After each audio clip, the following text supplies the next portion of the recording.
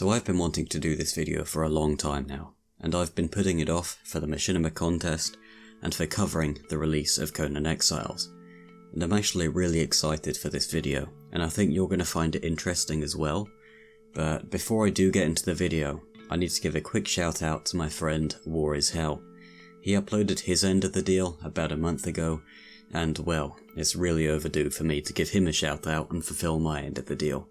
So I hope you can forgive me, but please check out his channel. He does great content, and what he does is he covers alternate history. For example, he covers a hypothetical Second Korean War, but through Arma, and it's genuinely interesting to watch. And the gameplay you see in the background is us actually playing one of the missions that he put together.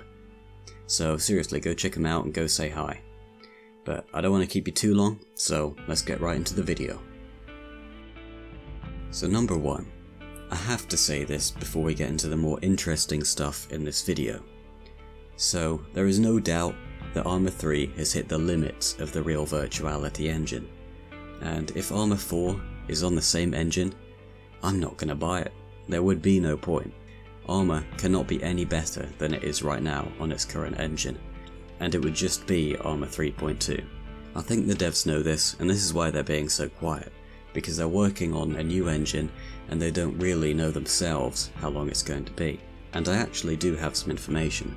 I was talking to a contact I have that works with BI, and what he said to me is that the developers are aware the community wants Arma 4 to be on a new engine, and for development purposes in general, it's almost certain that a new Arma game will be on a new engine. And I can't say who this was, but I can say it's a reliable source, and it's very promising for the future of Arma. And I have predicted in the past that it's probably going to be on a new engine, and probably talked about sometime within the next 1 or 2 years. And I think something that's very interesting is looking at DayZ, because the engine used in DayZ is very similar to what we're most likely going to see in Arma 4, and this new engine has significantly better performance. So much so that the dev team are actually overhauling and improving the graphics on the Chernarus map. And to see this excites me as to what we could see in Arma 4, because looking at DayZ and looking at its engine sort of gives a window into what we might see in Arma 4, and it really highlights the potential of a new engine for the Arma series. And this is why a new engine is so essential for Arma 4, and why I'm so excited to see it in the next Arma game. And the rest of this video will be on the basis that we do have a new engine in Arma 4. Number 2. So the interface and interaction in Arma is something that new players really struggle with, and that veterans have just had to learn to put up with and accept its quirks. And what I'm talking about here is the scroll wheel. The scroll wheel is an Arma player's window into the game. You use it to interact with gear, open doors, enter and move in vehicles, and even switch your weapon. And whilst it's clunky and annoying, in the current control scheme it really is the best option. However, there is a solution to this. Have you ever pressed 1 or 2, F3 or F4 and you get this stupid menu on the side, on the left hand side, asking what you want to do with Bravo, if you want to attack a support, or if you want to do some random thing you don't even, and you click it and it does nothing, and then you have to spam backspace until it all goes away? Well, so have I, and I absolutely hate it. So what this menu is a way to control AI. And whilst 99% of Arma players don't use it, like seriously, I've played like 4,000 hours across Arma 2 and 3, and I have never used it. I do, however, believe it should be a thing, because I do know some people that actually do use it. For example, War is Hell, funnily enough, who I just gave a shout out to at the beginning of this. He actually uses it to control the AI in his missions, and I believe it also has some use in single player. But the issue here is that this way of controlling AI takes up over half of the usable keyboard space when you're gaming, and with how complex Arma is, it leaves little room left for controls. And I think having a single key to activate or deactivate this entire menu would free up so much room just for regular playing. And I've actually done a quick mock-up here that shows you how the control scheme could work with these keys freed up. And you might ask, how does this work with getting into vehicles, and what happens when you look at an object and there's actually multiple, possible interactions you can have? And I think when it comes to vehicles, you should not have to select which seat you're getting into. You look at the door at the driver's seat or the passenger or the gunner seat, and you press your universal interaction key, the one key dedicated for interaction, and from there you get into the vehicle and you get into the seat that you were looking at. And from inside the vehicle, I think you should be able to switch seats using F1 or F2, or just like it does in Battlefield or any other game like that. And for when there's multiple interactions, I think holding down the universal interaction key should bring up a wheel, and from there you can select other options if there are any. And I think this sort of system would be a lot easier and leave a lot more room for controls, and for beginners it would be a lot easier to learn and pick up on, because it's a lot more intuitive and close to the controls used in other games like Battlefield. And in no way is Arma similar to Battlefield, or should it be, but that does not mean that the controls should be clunky and awkward. Number 3.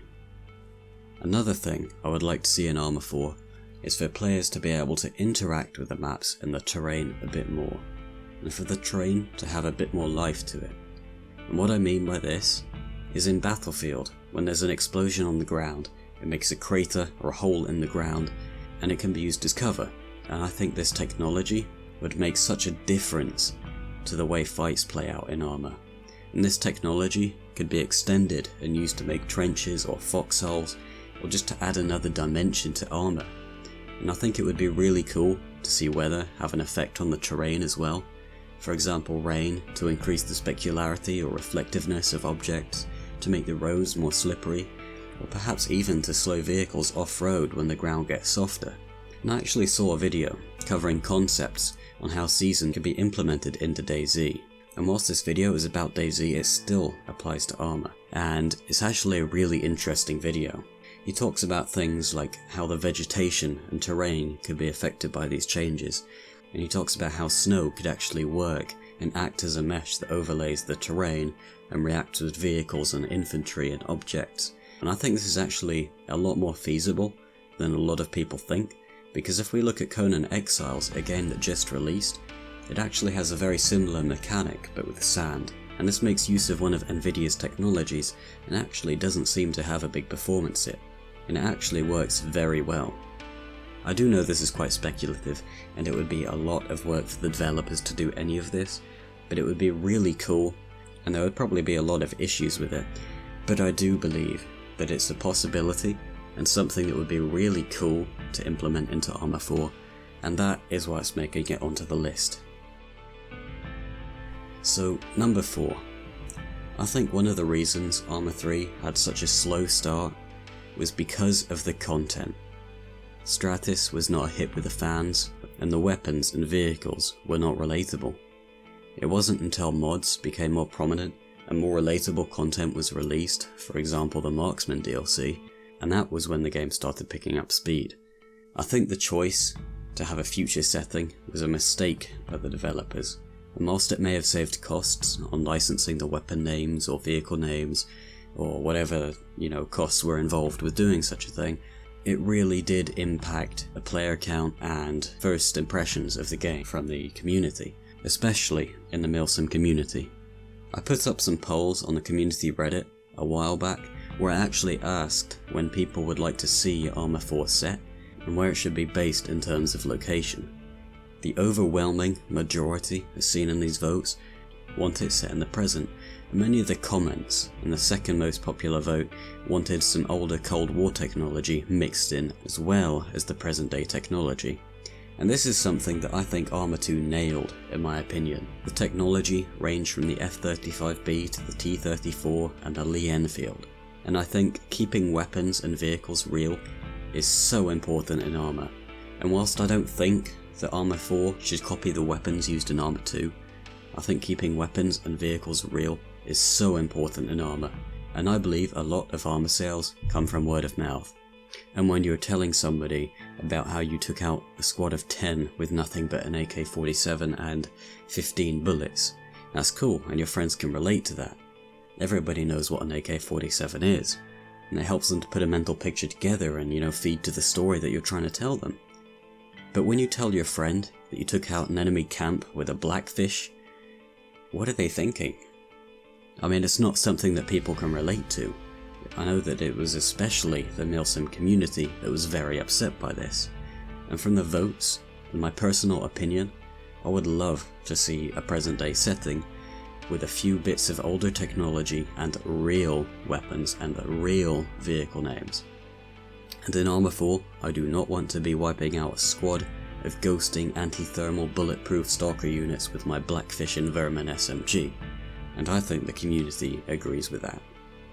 I also asked in another community poll where people would like to see Arma 4 set in terms of location. Europe seemed to take the popular vote here, and whilst this still leaves a lot open for debate as Europe is a very large and diverse continent, I think that we can narrow this down looking at Chernarus 2.0 and seeing that it placed near the bottom. Reading the comments, some of the more popular ideas involved a map with mountains, and I mean mountains, not these molehills that we've been seeing in, every other map. And obviously this has been done in the past for sake of gameplay, but I think it would be something really different, something really cool. People want to see these large open plains, lush green hills, forest, and mountains. Some real diversity in the map. And I think a solid landmass, as opposed to an island, seems to also be a very popular idea. I think people are getting quite sick of seeing islands, and I think that's partly why Chernarus has been so popular. I would also love to see rivers. This is something that Arma has strayed away from, and something that can provide such a unique gameplay element, where bridges can be essential bottlenecks or supply routes, and where boats can be used to get further inland and make for yet another element of gameplay. So number 5.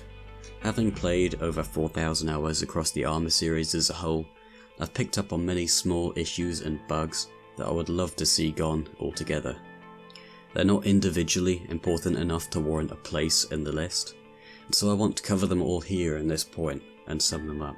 Vehicle damage and the way they handle has been done pretty poorly in my opinion.